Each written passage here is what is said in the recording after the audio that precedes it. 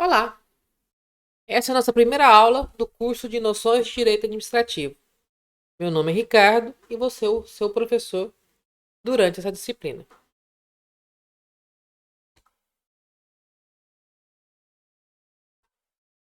Iniciamos a disciplina com o estudo do que é o direito administrativo. O direito administrativo é o ramo do direito que impõe as regras jurídicas da administração e do funcionamento de todo o complexo estatal. Seguindo Meirelles, um doutrinador, é o conjunto de princípios jurídicos harmônicos que devem reger órgãos, agentes e atividades públicas, enquanto estas buscam realizar concreta, direta e imediatamente os fins desejados pelo Estado. Para começar o entendimento do direito administrativo, devemos reconhecer 4 elementos dentro do seu funcionamento, que são a lei, a doutrina, a jurisprudência e os costumes. A lei é a fonte primária com sentido amplo que abrange da Constituição, a lei maior, até os mais simples regulamentos. Normatiza indivíduos e o próprio Estado. É a fonte primaz, do direito. Aquela que é publicada é aquela que é vigente. Todas as outras são acessórias, são auxiliares à interpretação da lei. Mas a validade máxima é a da lei. Logo após nós temos a doutrina, que é o conjunto de princípios que servem de base ao sistema teórico da ciência jurídica.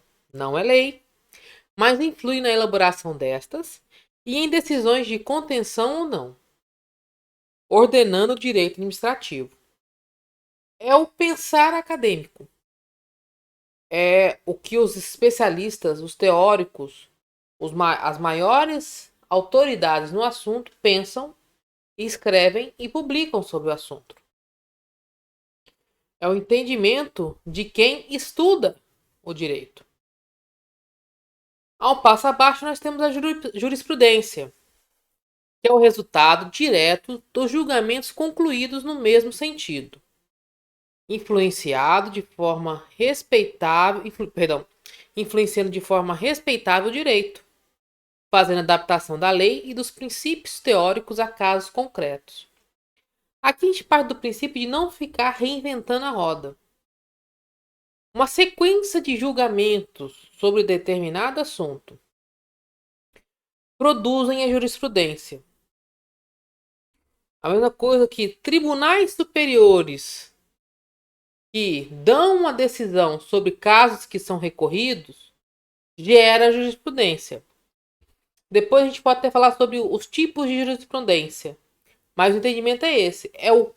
É como está sendo julgado que influencia o que vai ser julgado. E, por último nível são os costumes, que devido à deficiência da legislação, ainda exercem influência, sem possuir texto escrito, norma escrita, atuam de forma informativa na doutrina. Então entendam que a lei é a maior fonte, e a fonte principal, e é a fonte publicada. Todas as outras auxiliam na interpretação e execução da lei. Estado. A definição de Estado é a pessoa jurídica territorial soberana. Corresponde à organização de um povo, localizado de maneira estável em determinado território, sob o comando de um único poder. Saraiva, em 2005, cita que o Estado é a ordem jurídica, dotada de soberania, e tem por função o bem-estar de um determinado povo, dentro de um determinado território. Observem que certas palavras são faladas e reforçadas nessa apresentação. A ideia de um povo, a ideia de um território, a ideia de uma ordem jurídica e a ideia de um governo.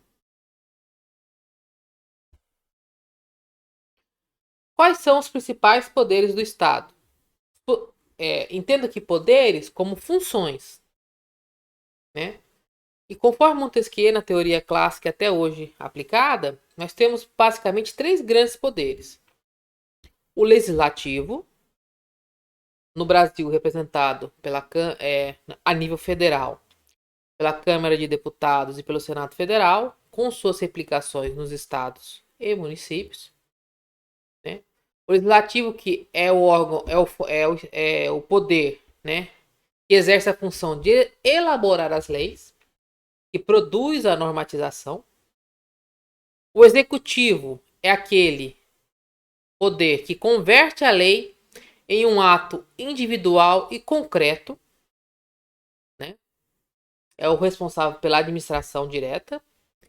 E o judiciário, poder que tem a função de aplicar a lei e que tem consigo, né, o poder coercitivo, o de punir e prender.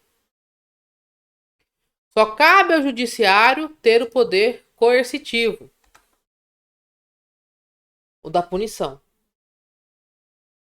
Então, conforme a nossa Constituição Federal, no seu segundo artigo, são independentes e harmônicos entre si, com funções reciprocamente indelegáveis.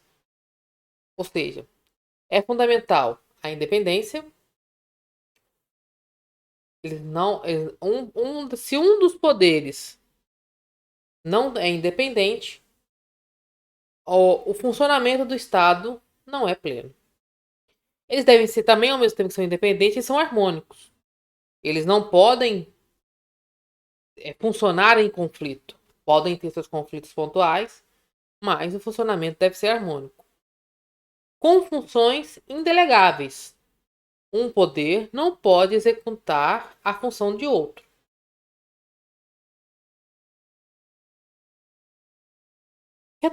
Retornando aqui, a gente acabou de falar sobre a definição de Estado, a gente tem os elementos do Estado. Então, nós temos o povo, que é o componente humano do Estado. O território é a base física do Estado, contando dentro dele tanto o solo, quanto o subsolo, quanto o seu mar, caso tenha, quanto o seu espaço aéreo. É elemento fundamental do Estado também o seu ordenamento jurídico, um conjunto de leis a serem cumpridas, e um governo soberano, que é o condutor que detém o poder absoluto emanado do povo e que o exerce dessa forma. Então, para termos um Estado pleno, devemos ter esses quatro elementos. O conceito de povo está ligado a um status de cidadania, a um vínculo jurídico-político de alguém em relação a determinado Estado. O povo deve viver em um Estado com liberdade e que possa usufruir da sua cidadania. A definição de um povo oprimido, preso, sem direitos, ele não está vivendo em cidadania. Então, ele não seria um elemento compositor de Estado, ou não deveria ser.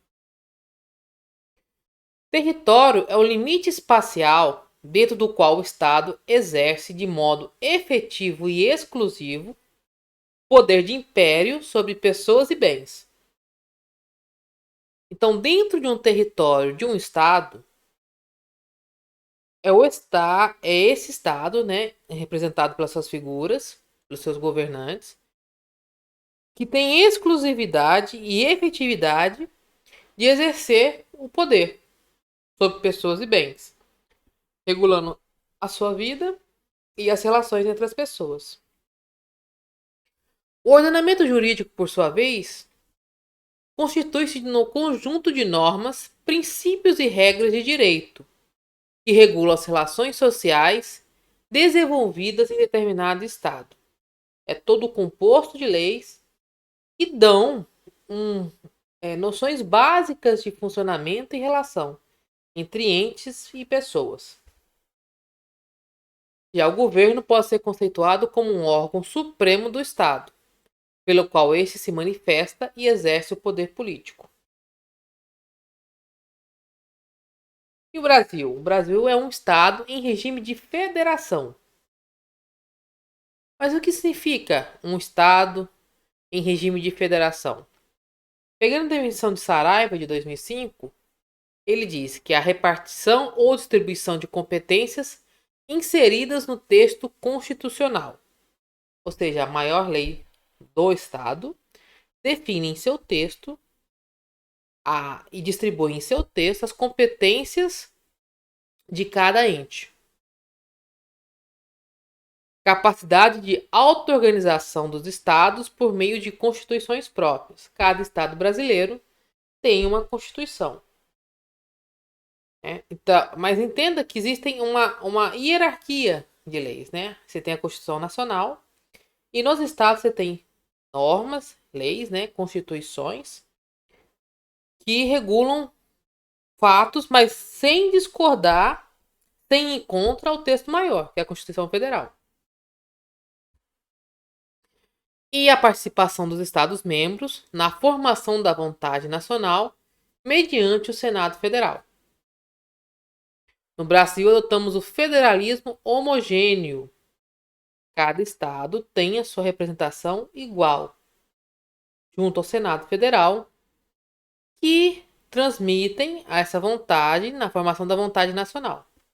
Então, não importa o tamanho nem a população do estado, a representação no Senado será igual. Atualmente, cada estado possui 3 senadores no Senado Federal.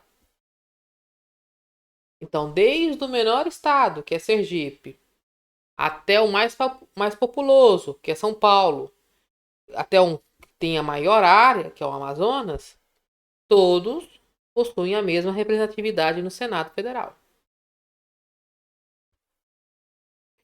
Mas o que é preciso para que o Estado se mantenha? Para que ele não se desfaça? Ele precisa ter, é necessário ter uma rigidez constitucional. A Constituição deve ser um documento respeitado, né, e aplicado em todas as relações. Deve haver a proteção dos direitos fundamentais, que muitas vezes estão até mesmo dentro, no nosso caso, por exemplo, no Brasil, estão dentro do texto constitucional. E deve existir um órgão incumbido de realizar o controle da constitucionalidade, de forma a preservar a sua supremacia.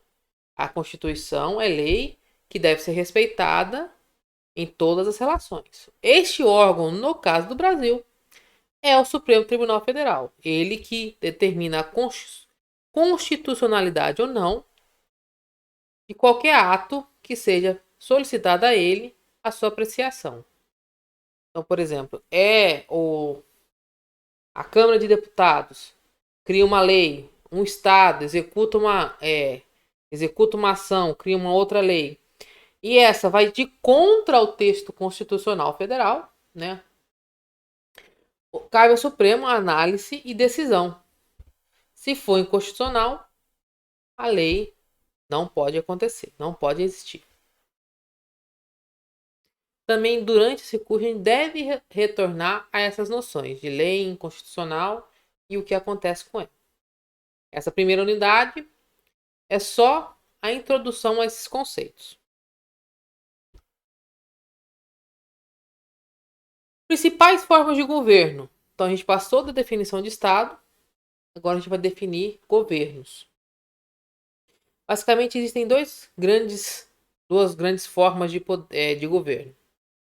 Então, a forma de governo corresponde ao modo pelo qual o Estado se organiza para exercer o poder político, determinando ainda como se atinge o poder político e por quanto tempo nele se permanece. Então, destaque: como ele se organiza para exercer o poder, como se atinge o poder e por quanto tempo nele permanece.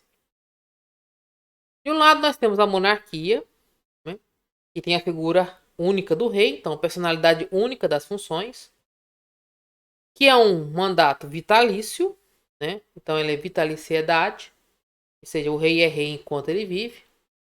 Que existe a hereditariedade, ou seja, o poder do rei passa para os seus descendentes. E a irresponsabilidade, que é a definição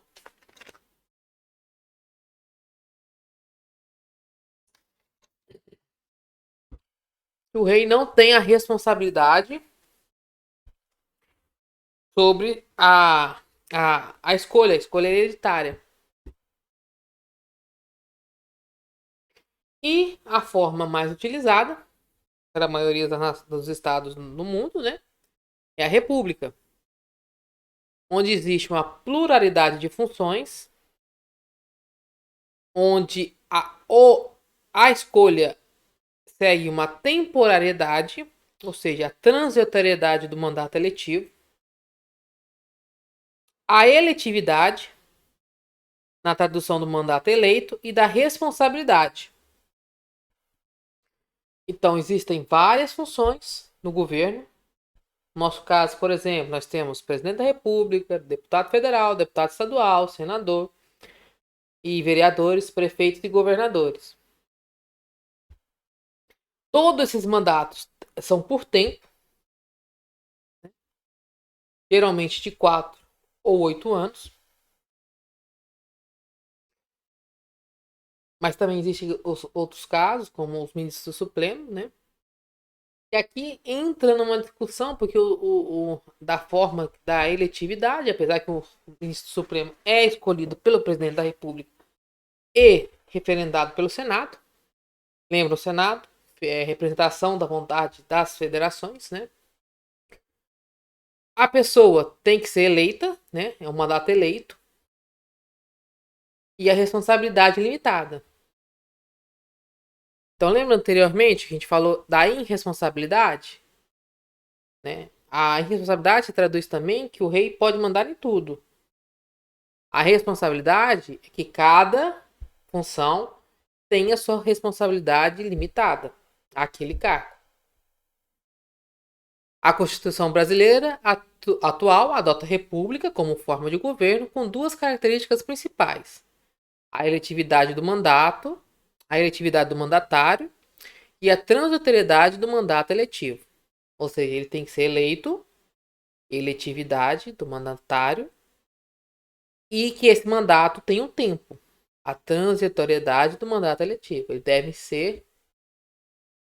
tem um mandato, o mandato encerra, deve ser escolhido novo mandatário.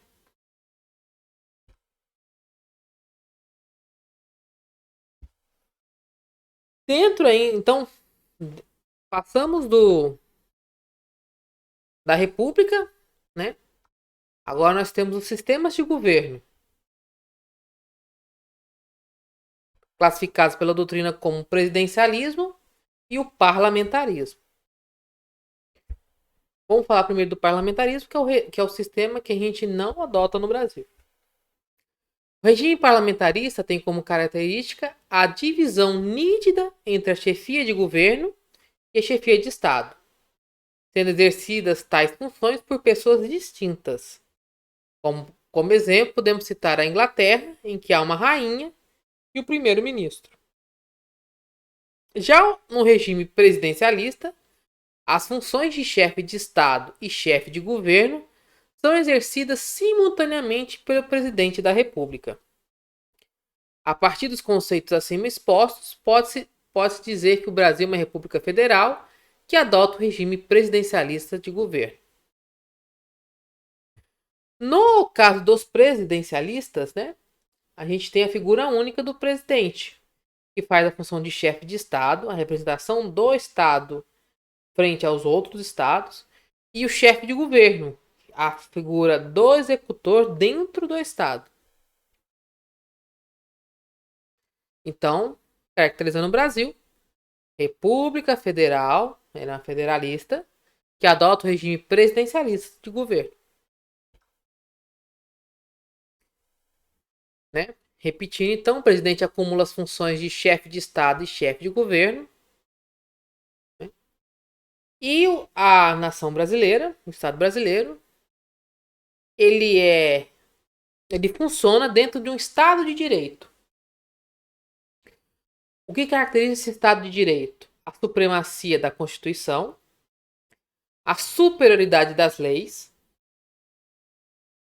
a separação dos poderes, né? A separação das funções estatais e a existência de direitos e garantias fundamentais.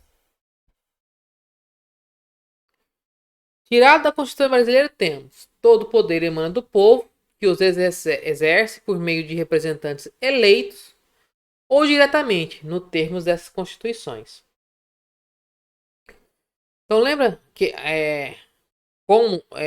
observando o próprio Brasil, o funcionamento do Estado de Direito, que a gente até já falou lá atrás, que a gente tem a supremacia da Constituição Federal, né? A nossa lei máxima, que as leis são superiores às outras formas, que os costumes, que as doutrinas, né? Que a própria jurisprudência, a lei é maior e ela vai regular qualquer relação que exista, né? E lembrando daquela questão que a pessoa ela pode fazer qualquer coisa que não seja proibida por lei. Já o ente público, ele só pode fazer o que está previsto em lei. Né? Como Estado de Direito, também a questão da separação de poderes. Né? Existem os 3 poderes principais e suas aplicações nos estados e municípios. E cada um deve se respeitar e tem suas funções exclusivas. E a existência de direitos e garantias fundamentais, previstas na Carta Magna, no nosso caso, e que devem, ou pelo menos deveriam, ser observadas sempre.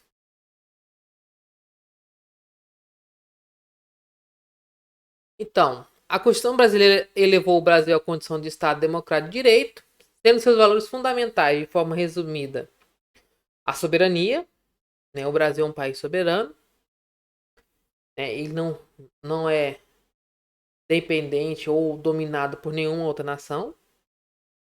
A cidadania dos seus cidadãos, né? Os direitos que vêm do ser brasileiro, de ser um brasileiro nato e ter nascido aqui. A dignidade da pessoa humana, que deve ser respeitada e procurada pelo ente público. Os valores sociais do trabalho e da livre iniciativa. E o pluralismo político. Né? Existe na nossa Carta Magna a questão do pluralismo.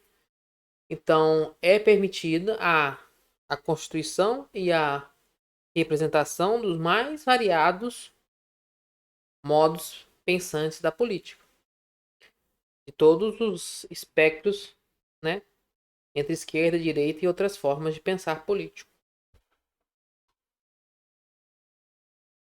Então, o Brasil, como visto, é um Estado federal composto pela União, indissolúvel da União, órgão maior, né? Estados-membros, cada divisão, o Distrito Federal e os municípios. Todos entes autônomos, detentores de competência própria e compartilhada, comuns e concorrentes, dispostas no texto constitucional. Então existem, né? Então existem competências que são próprias, ou seja, exclusivas, né? E competências compartilhadas. Dentro dessas competências compartilhadas, temos competências que são comuns e concorrentes.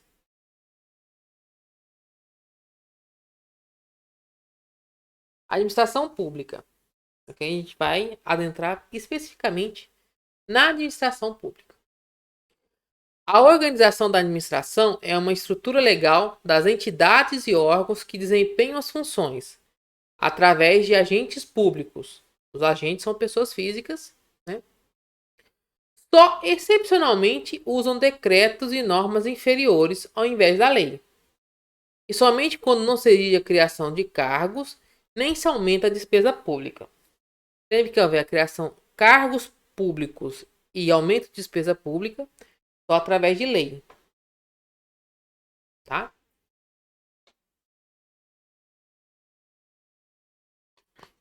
Então, na administração pública, nós temos entidades e órgãos que desempenham as funções da administração pública através dos seus agentes, sempre regulamentados, preferencialmente por lei, em casos excepcionais, por decretos ou normas inferiores.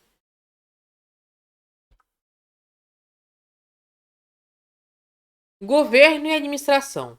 Governo é o conjunto de poderes e órgãos constitucionais, de forma material, né, através do complexo de funções estatais básicas, e de forma operacional, a condução política dos negócios públicos. Já a administração pública é o conjunto de órgãos instituídos para a consecução dos objetivos do governo. De forma material, tem funções necessárias aos serviços públicos em geral. E de forma operacional, ele realiza o desempenho perene e sistemático, legal e técnico dos serviços próprios do Estado ou por eles assumidos, em benefício da coletividade.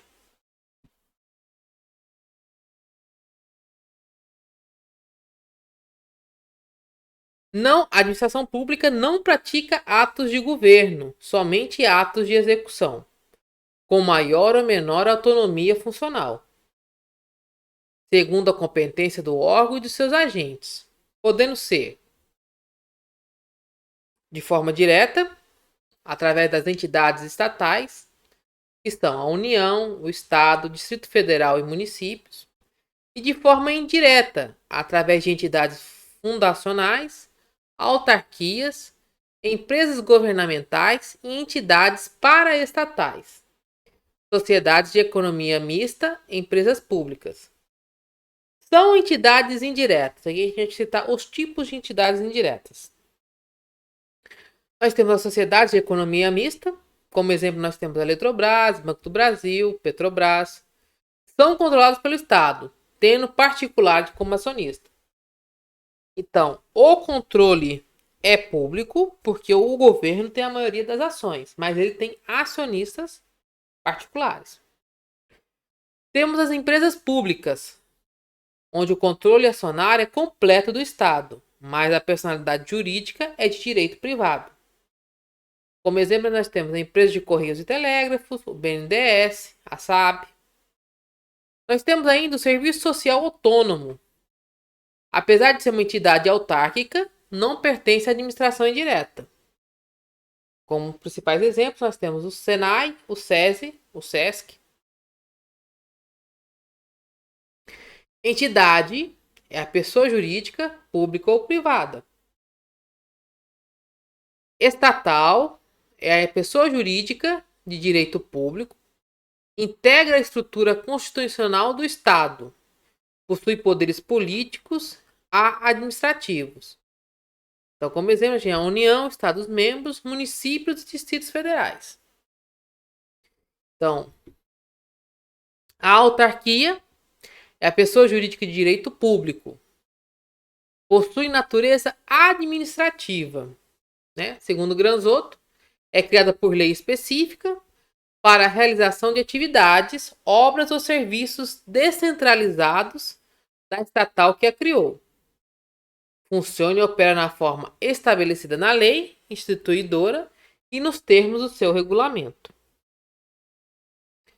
Fundacional é a pessoa jurídica de direito público, semelhante à autarquia, é criada por lei específica com atribuições conferidas no ato de sua criação.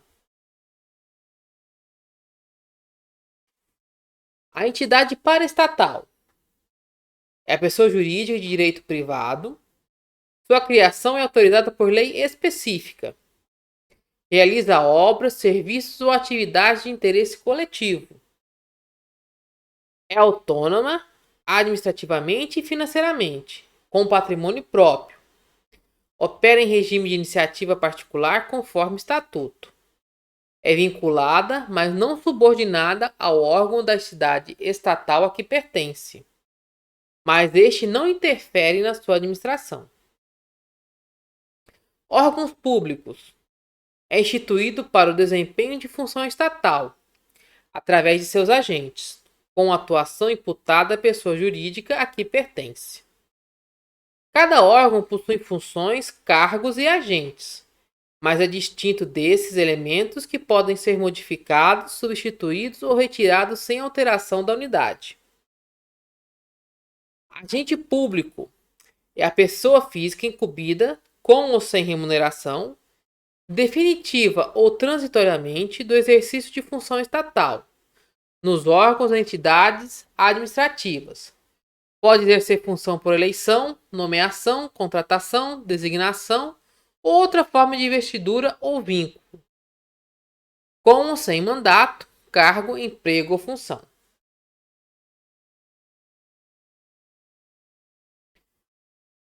Classificação dos agentes públicos de forma resumida, eles são políticos, administrativos, honoríficos, delegados e credenciados.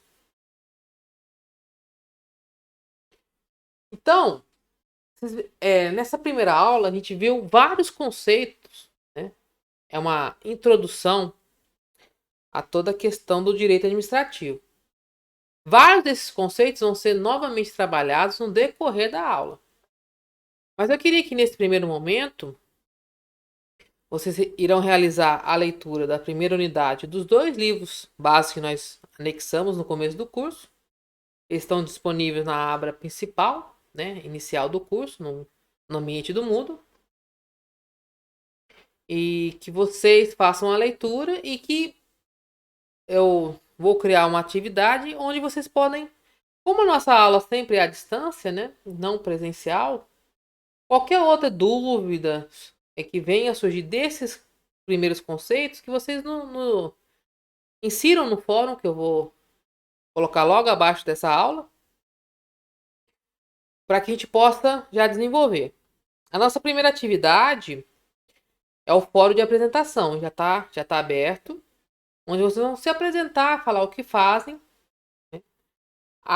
No primeiro dia, na segunda-feira, a gente já tem essa videoaula. Logo após, se não no mesmo dia ou na terça-feira, a gente abre o fórum de dúvidas, né? De questionamentos. Nós devemos ter ainda, provavelmente na quinta ou na sexta já está liberada a primeira atividade de fixação, né? Que vocês vão fazer no ambiente. E provavelmente no meio da semana eu ainda devo inserir alguns vídeos auxiliares do conteúdo. Vou deixar, depois vou anexar ao ambiente as principais formas de contato. E queria que vocês, através do fórum que vai ser aberto, qual a melhor forma que vocês gostariam de se comunicar. Através do fórum. Eu prefiro o fórum, acho que é a melhor forma. Tá? Espero que tenham gostado. Qualquer dúvida, estamos disponíveis. E obrigado.